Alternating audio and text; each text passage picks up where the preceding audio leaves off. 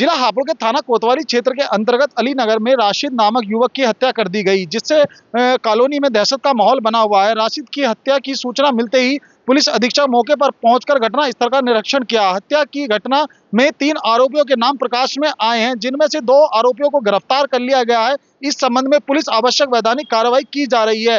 जो मृतक है उसके खिलाफ भी 32 मुकदमे दर्ज है। वह थाने का हिस्ट्री शीटर भी रह चुका है।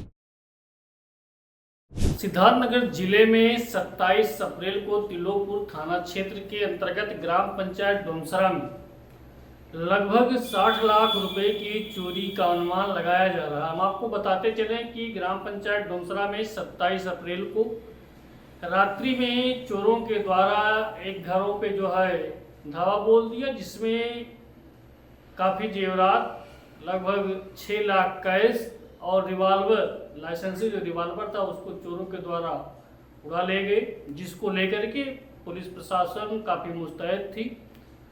मौके पर जब उस समय चोरी हुआ तो तिलोकपुर थाना प्रभारी व सीओ डुमरियागंज ब्रजेश कुमार वर्मा मौके का जायजा लिया और जल्द जो है चोरी का खुलासा करने का निर्देश भी दिया था।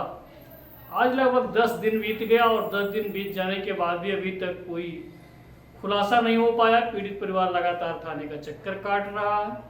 तो दूसरी तरफ नेता प्रतिपक्ष माता प्रसाद पांडे के द्वारा बताया गया कि मेरे द्वारा तिलोकपुर थाना प्रभारी पुलिस अधीक्षक सिद्धार्थनगर को अवगत करा दिया गया है कि ऐसे चोरी को जल्द खुलासा किया जाए।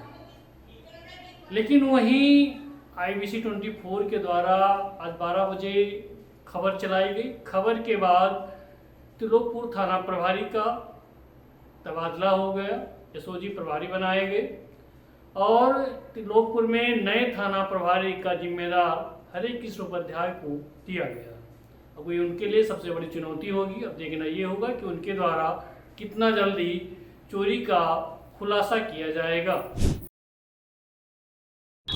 कलेक्टर बचत भवन में जिलाधिकारी सरनीत कौर ब्रोका ने आज स्वजनगणना को लेकर के मीटिंग करी है और मीटिंग में जब बात हुई खासकर स्वजनगणना कैसे की जाएगी तो उन्होंने बताया कि ये एक पोर्टल के माध्यम से स्वजनगणना ऑनलाइन जो रायबरेली के जितने भी अगर बात करें तो आम जनमानस है वो ऑनलाइन जाकर के स्वजनगणना में पार्टिसिपेट कर सकते हैं। और ये स्वजनगणना करने के लिए उन्होंने बताया कि कई सारे सवाल होंगे जो कि बड़े आसान सवाल हैं और मैंने खुद से करी है और इस प्रक्रिया में सारी चीजें गुप्त रखी जाएंगी।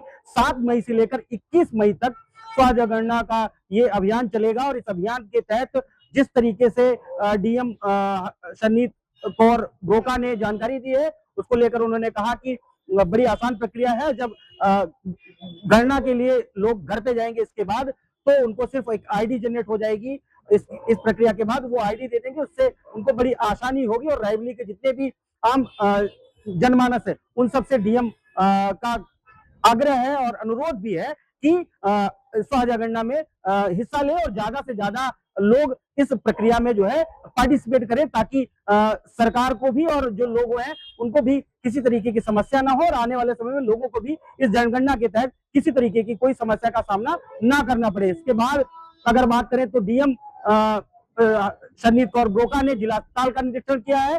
जिला अस्पताल में उन्होंने ICU वार्ड और अगर बात करें तो ऑक्सीजन में डायलिसिस ऐसे तमाम सारी जगह निरीक्षण किया जहां पर CMO और CMS पुष्पेंद्र कुमार, CMO नवीन चंद्रा और तमाम सारे डॉक्टर मौजूद रहे। उन्होंने बताया कि ये जानकारी जो मीडिया से जब रूबरू हुई तो कि अभी बीच में ही मैं आप सबको ये जानकारी दे रहा हूँ, लेकिन ऐसे तमाम बिंदुओं पर चर्चा हुई है और खासकर अगर बात करें तो ऑक्सीजन प्लांट को लेकर भी बात हुई है कि जो ये बंद है इसको किसी तरीके से जल्द इसको चालू किया जाए। उस पर तमाम जो भी गलत चीजें दिख रही हैं थोड़ा बहुत इन सबको कैसे सुधारा जाए इस पे आज चर्चा है और अभी आगे भी और निरीक्षण होगा। उस निरीक्षण के बाद पूर्णतः एक आदेश दिया जाएगा कि इसको जल्द से जल्द दुरुस्त करने की जो है व्यवस्था की जाए ताकि यहाँ के जो लोग आते हैं अपने इलाज कराने उनको किसी तरीके की असुविधा का सामना ना करना पड़े। मैं इंद्रवीर सिंह, IBC 24 के लिए रायबरेली।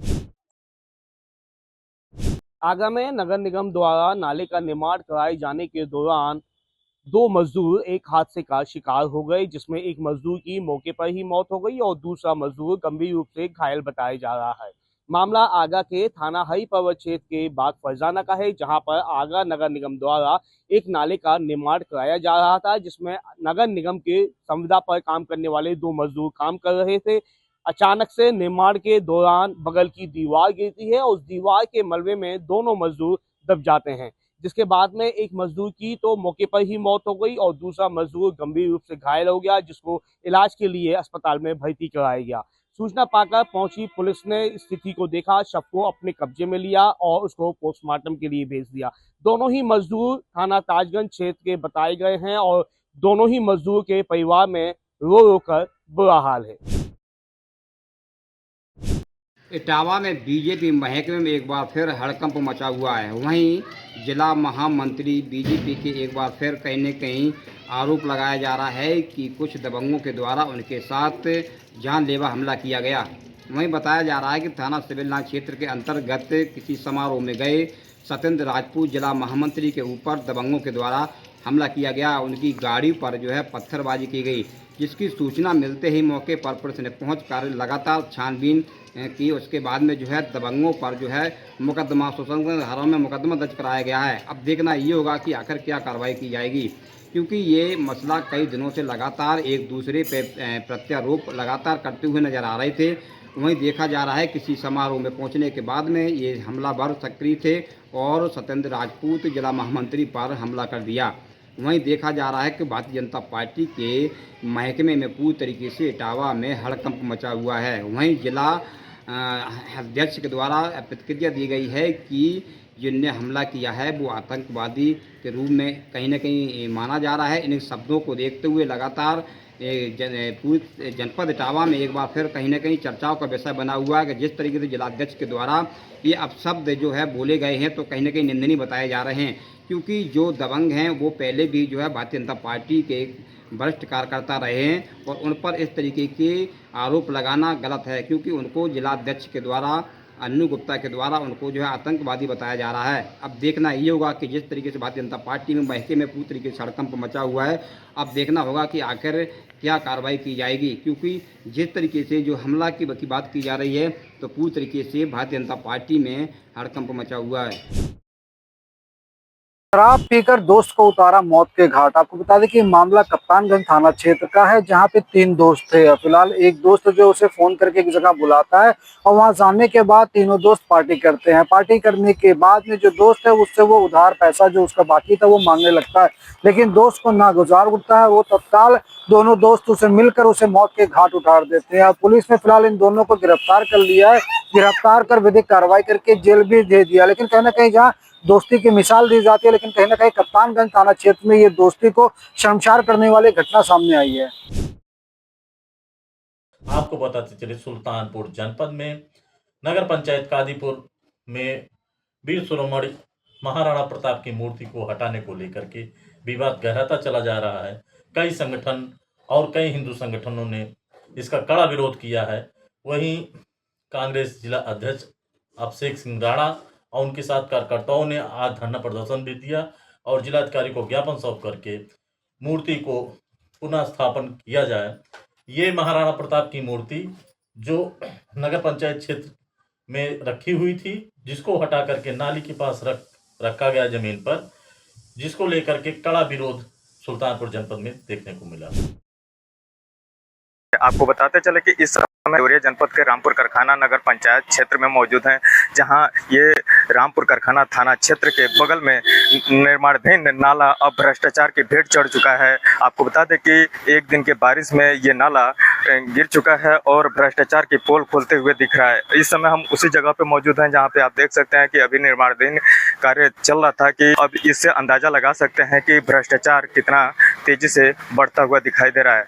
हम ग्राउंड मौजूद हैं जहां ये रामपुर कारखाना का नगर पंचायत के द्वारा लाखों रुपए की लागत से ये नाले की निर्माण कराई जा रही थी। अब भ्रष्टाचार की भेंट चढ़ चुकी है। वहीं स्थानीय लोगों का कहना है कि घटिया सामग्री इस्तेमाल करने के साथ ही यह बनाया जा रहा था। अभी निर्माण कार्य आगे भी जारी है, उसके बावजूद भी अभी तक कोई अधिकारी संज्ञान नहीं लिया है। हालांकि आगे देखना है कि प्रशासन किस तरह का इस पे संज्ञान लेता है, आगे की क्या कार्रवाई करती है। पीलीभीत राशिद में नई शराब भट्टी को लेकर भारी बवाल हुआ है। बूंदी भूड़ गांव में शराब भट्टी का विरोध कर रही महिला बंगाली समाज की महिला और पुलिस के बीच तीखी झड़प देखी गई है। इसमें कई लोग घायल हुए हैं।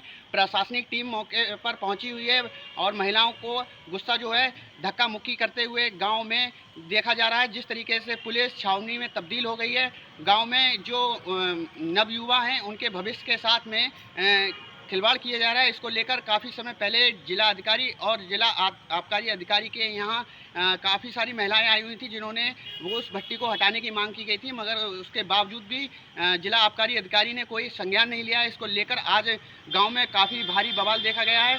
घटनास्थल पर पुलिस बल और कई अधिकारी वहां पहुंचे हुए थे। जिस तरीके से ग्रामीणों ने और महिलाओं ने, बंगाली समाज की महिलाओं ने उन लोगों के ऊपर पथराव किया है। काफ़ी भारी पुलिस बल मौजूद है। गांव में जो स्थिति है तनावपूर्ण है और जिस तरीके से बात की जाए, ये शराब की जो दुकान है इसको लेकर काफ़ी बड़ा बवाल देखा जा रहा है। देखने वाली ये बात है, इससे यहाँ पर अभी जिला अधिकारी ज्ञानेंद्र सिंह के सामने भी ये मामला आया था, मगर उन्होंने अभी उच्च अधिकारियों को अवगत कराया है और जो आरोपी हैं उनके खिलाफ कार्रवाई करने की बात की गई है।